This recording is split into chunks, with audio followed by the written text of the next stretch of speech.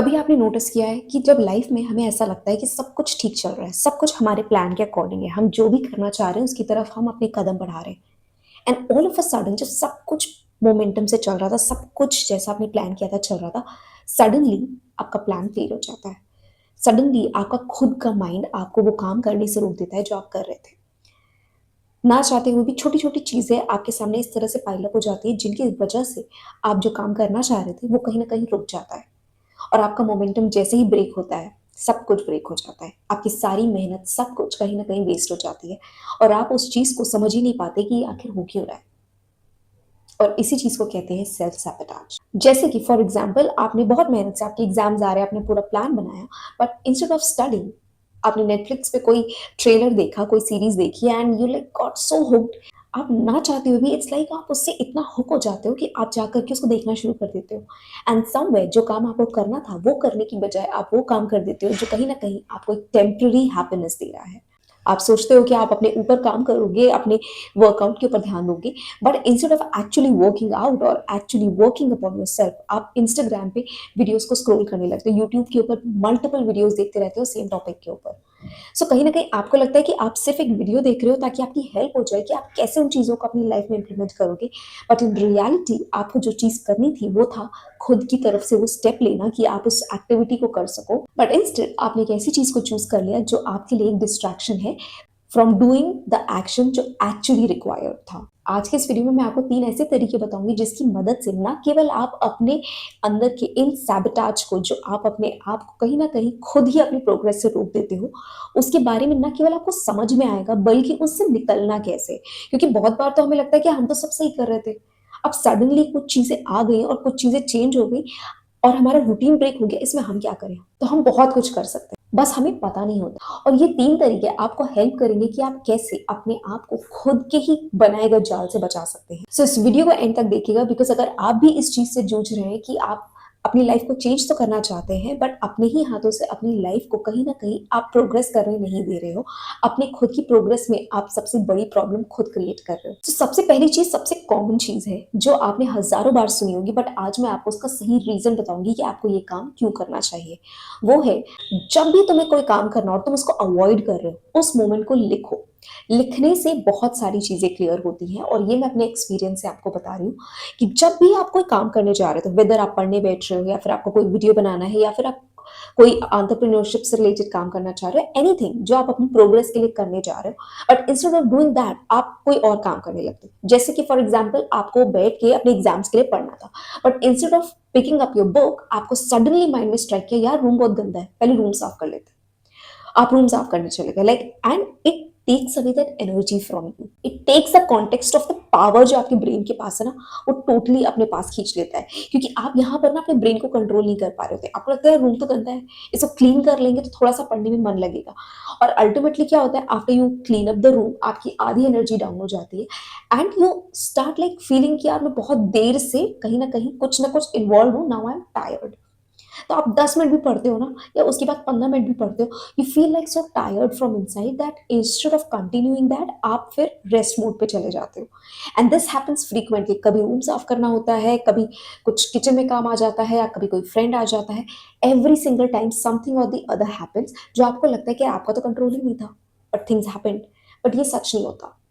बहुत सारी चीज़ें हमारे कंट्रोल में होती हैं, अगर हम चाहें तो उनको यूज़ कर सकते हैं, बट वो हम फिगर आउट ही नहीं कर पाते कि प्रॉब्लम ये है और इसी वजह से हम उस चीज़ को सॉर्ट आउट नहीं कर पाते। सो जब भी आपके साथ ऐसा हो ना कि आपने अपना कोई रूटीन बनाया है, एक पर्टिकुलर टाइम पे आपको कुछ करना था और उस काम को करने की जगह आपने जो भी काम किया, उस काम को लिखिए। जैसे कि आपको पढ़ने बैठना था और आप रूम की सफाई करने चले गए, तो उस काम को लिखिए कि मुझे पढ़ने बैठना था बट मैं नहीं पढ़ पाया बिकॉज़ मैं रूम साफ करने लगा। और ये लिखने से तुम्हें तुम्हारे ट्रिगर पॉइंट्स पता चल रहे हैं। ये भले ही सिंपल सी चीज़ है। अब फॉर एग्जांपल तुम्हें सुबह उठना था कि तुम्हें अपना एक नया रूटीन स्टार्ट करना है, so you will start exercising. अब तुमने अलार्म लगाया सुबह 5 बजे का। तुम्हारी आँख हो सकता है 5 बजे से जस्ट 5 मिनट पहले खुली, तुमने अलार्म बंद किया और instead of getting out of the bed तुम फिर से लेटे। You just close your eyes कि बस 2 मिनट के लिए बंद कर लूँ and instead of 5 it became 8। सो ये चीज़ भी आपको अपनी डायरी में लिखनी होगी कि I wanted to wake up at 5 AM but मैं नहीं उठ पाया बिकॉज़ मैंने अपना अलार्म ऑफ कर दिया और मैं सो गया। सो ये एक सेल्फ सैबोटाज होता है, ये एक मैकेनिज्म है जो कहीं ना कहीं आपको आपकी प्रोग्रेस में खुद ही रोक रहा होता है। और जब आप इन चीज़ों को लिखोगे ना, तो आपको रियलाइज होगा, एक बार लिखोगे, दो बार लिखोगे, तीन बार लिखोगे, तो यू विल रियलाइज कि यार उठना था मुझे, मैं उठा क्यों नहीं। सो नेक्स्ट टाइम जब आपका अलार्म बजेगा ना, you might not stop it, you may push your self कि आप एक्चुअली उठ पाओ। क्योंकि जब वो टेंशन आपकी कॉपी पे आ जाएगी ना कि मैं उठ नहीं पाया, क्यों नहीं उठ पाया, ये रीजन था क्योंकि मैं सो गया। अब जब आप इस चीज को देखोगे ना, आधी प्रॉब्लम आपकी वही खत्म हो जाएगी जब आप अपने अंदर के उस फियर को अपने पेपर पे लिख दोगे। बिकॉज हीलिंग के लिए अवेयरनेस जरूरी है। अगर आपको पता ही नहीं होगा कि प्रॉब्लम है कहाँ, तो फिर आप ठीक किस चीज को करोगे, आप हील किस चीज को करोगे। स्टेप नंबर 2 इज अपने अंदर की आवाज को लिखो, और बिना फिल्टर के लिखना ही है तुम्हें। बिकॉज जब तक वो प्रेजेंट नहीं होगा तुम्हारे सामने, तब तक उसका कोई इलाज नहीं होगा। और बिना फिल्टर के ये मत सोचो कि यार मैं ना इसके ऊपर फिल्टर लगा दूं कि मैं सोच कुछ और रहा था और मैंने लिख कुछ और दिया या उसको मॉडरेट कर दिया। मत करो, क्योंकि अगर तुम उन चीजों को हाइड करोगे तो तुम खुद से उन चीजों को हाइड कर रहे हो। You are not honest with yourself. अगर तुम खुद से ही ऑनेस्ट नहीं हो, तो फिर तुम अपनी लाइफ में ग्रोथ और प्रोग्रेस कैसे एक्सपेक्ट कर सकते हो। अगर तुमने कोई भी चीज डिस्ट्रैक्शन की वजह से नहीं करी जो तुम्हें करनी चाहिए थी, उस चीज को लिखो, एक्चुअली लिखो। अगर तुम्हें कोई काम करना था और तुम उसकी जगह कुछ और करने लग गए, उस चीज को राइटफुली मेंशन करो। ये मत सोचो कि इसमें मैं कुछ फिल्टर लगा दूं ताकि वो पढ़ने में अच्छा लगे। किसी को अच्छा नहीं लगना है, किसी को वो नहीं पढ़ना, वो सिर्फ तुम्हारे लिए। अगर तुम अपने मन की बात, अपने दिल की बात बिना फिल्टर के अगर अपने पेपर पे भी नहीं उतार सकते, तो फिर तुम कहीं ना कहीं अपनी प्रोग्रेस को खुद ही हैम्पर करते हो। और ये जो सिस्टम होता है ना, सेल्फ सैबोटाज, ये ना एक तरह का प्रोटेक्शन सिस्टम होता है। बिकॉज कहीं ना कहीं हमारा जो डीपर अंडर सबकॉन्शियस माइंड है ना, वो कहीं ना कहीं हमें ये रियलाइज कराता है कि मे बी हमें उस चीज से डर लग रहा है, मे बी हम फेल हो जाएंगे। तो it's like an inner system जो हमें प्रोटेक्ट कर रहा होता है by stopping us from doing something. हमें ग्रोथ तो चाहिए, बट हम उस ग्रोथ से डरते भी हैं कि कहीं फेल हो गए तो उन चीजों को लिखो कि मेरा माइंड फेलियर से डरता है, क्यों, उस रीजन को लिखो। अब यहाँ पर तुम पॉजिटिव एफर्मेशन लगाने की कोशिश मत करो कि नहीं, मैं अपने आप को फेलियर नहीं मानता हूँ, मैं सक्सेसफुल हूँ, मैं ये हूँ, मैं वो हूँ। तो तुम्हें पता ही नहीं चलेगा आखिर तुम्हारे सेल्फ सैबोटाज चीजें हो क्यों रही है। पहले तुम्हें उस जड़ के ऊपर फोकस करना पड़ेगा कि आखिर प्रॉब्लम आ कहाँ पे रही है। सो इस चीज को ना एज इट इज लिखिए कि मेरा माइंड मुझे ये काम नहीं करने दे रहा बिकॉज, या फिर मुझे इस चीज का डर है क्योंकि, क्या हो सकता है उस चीज के बारे में लिखिए। जब आप लिखोगे ना, तो आपको रियलाइज होगा कि यार एक्चुअली इस एक सेंटेंस के पीछे बहुत सारे रीजन है जो शायद ऐसे बोलने पे नहीं समझ में आ रहे। बट जब आप लिखोगे ना और फोकस करोगे, why why am I afraid, why this fear is arising, तो आपको उसके जवाब मिलेंगे। और एक बार वो जवाब आपको मिल गए, वो चीजें आपने उतार दी कॉपी पे, ट्रस्ट मी, आधी प्रॉब्लम वहीं खत्म हो जाएगी। आपके सर से वो हेडेक खत्म हो जाएगा, आपकी बॉडी, आपका माइंड दोनों बहुत लाइट फील करेंगे।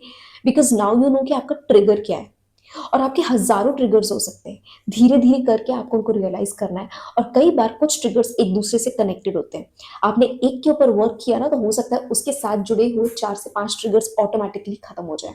क्योंकि यहाँ पर आपको ना अपनी लाइफ में चीजों को इम्प्रूव करने के लिए अपने इमोशंस को, अपनी फीलिंग्स को सप्रेस नहीं करना है कि पॉजिटिव एफर्मेशन और सब कुछ पॉजिटिव के चक्कर में उस नेगेटिविटी को सप्रेस कर दो। हमें सप्रेस नहीं करना है, हमें खत्म करना है। बिकॉज अगर सप्रेस करने जाओगे ना, तो एक ना एक दिन वो चीज बाहर आ ही जाएगी। और जब वो आएगी, वो आपको अपने साथ लेके डूब जाएगी। बिकॉज वहां तक पहुंचने में आप कहीं ना कहीं इतने ज्यादा अंदर से खोखले हो जाओगे, इतना ज्यादा चीजों को ले करके डिस्टर्ब हो जाओगे कि जब वो बाहर आएगा, तो वो आपके लिए बहुत ज्यादा हार्मफुल हो जाएगा। सो उन ट्रिगर्स को फाइंड कीजिए और उनको जड़ से खत्म करने की कोशिश कीजिए, ताकि वो जो नेगेटिव फीलिंग्स है या फिर जो आप अपने आप को रोक रहे हो, वो जड़ से खत्म हो जाए, सप्रेस ना हो बल्कि फिनिश हो जाए। एंड नंबर 3 इज, सिर्फ अपनी गलतियां मत लिखो, अपनी विंस के बारे में भी लिखो। अगर कुछ अच्छा नहीं हुआ तो सिर्फ ये भी लिख सकते हो कि यार आज मैंने उस काम को किया, you showed up for it. ये भी एक तरह की सक्सेस है।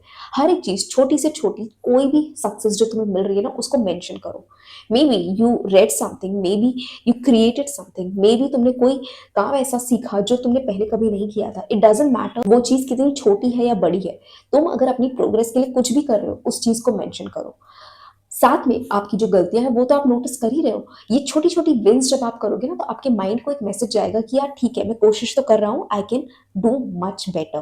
तो ये आपकी जो नेगेटिव थॉट्स है, इसको फिनिश करने में हेल्प करेगा। सो इस चीज को ना स्टेटमेंट फॉर्म में लिखिए कि आज मैंने ये काम सही किया। सो ये आपकी लाइफ में ना एक बैलेंस क्रिएट करेगा कि वंस यू आर राइटिंग कि समथिंग जो आपको रोक रही है काम करने में, but even then there are certain things जो आप शो अप कर रहे हो, जो आप इम्प्रूव कर रहे हो। देखो, सेल्फ सैबोटाज ना तुम्हारा दुश्मन नहीं होता, ये तुम्हारे अंदर का एक मैकेनिज्म होता है जो तुम्हें प्रोटेक्ट करता है from fear of failure, from fear of judgement. तो अगर तुम उन ट्रिगर पॉइंट्स को ही अगर देख सकते हो, उन्हें समझ सकते हो और उन्हें खत्म कर सकते हो, जो तुम्हारे रूटीन्स फॉलो नहीं होते हैं ना, जो तुम्हें लगता है कि यार तुमने एक स्टडी रूटीन बनाया है बट तुम पढ़ नहीं पा रहे हो, तुम्हें अपने गोल्स क्लियर नहीं मिल रहे हैं बिकॉज तुम्हारा माइंड नहीं शांत है। माइंड क्यों नहीं शांत है, इन चीजों को लिखना शुरू करो और वो रीजंस किस वजह से आ रहे हैं उन चीजों को फिगर आउट करने की कोशिश करो। ट्रस्ट मी, इस एक्टिविटी को करने के बाद ना आपको धीरे धीरे खुद ही रियलाइज होगा, like with in a weeks time तुम्हें ऐसा लगेगा कि यार बहुत सारे ऐसे थॉट्स हैं जो बहुत ज्यादा कंट्रोल रखते हैं तुम्हारे ऊपर। बट जब तुम उन चीजों को प्रॉपरली एनालाइज करोगे, उन ट्रिगर्स को फाइंड आउट करोगे और वो ट्रिगर किस वजह से हो रहे, किन फीलिंग्स की वजह से आ रहे हैं, वो तुम्हें समझ में आएगा ना, तो कहीं ना कहीं तुम्हारा माइंड लाइटर फील करेगा, तुम्हारे हार्ट के ऊपर से वो बर्डन कम होगा। और जिन कामों को करने के लिए तुम कहीं ना कहीं बार बार डिस्ट्रैक्ट हो रहे हो, उनको नहीं कर पा रहे हो, वो धीरे धीरे सारे जो ट्रिगर्स है ना वो खत्म होना शुरू होंगे और तुम एक्चुअली उन रूटीन्स को दिल से फॉलो कर पाओगे। और जो स्ट्रेस है, नेगेटिविटी है या फिर एंजाइटी है, वो धीरे धीरे सप्रेस हो जाएगी और इन ट्रिगर पॉइंट्स को जानने के साथ साथ वो धीरे धीरे खत्म होती जाएंगी। तो तुम्हारे अंदर का फियर ऑटोमेटिकली खत्म हो जाएगा। So I hope this video was helpful to you, और ऐसे ही और वीडियोस देखने के लिए आप मेरे चैनल को सब्सक्राइब कर सकते हैं। Thank you so much for watching.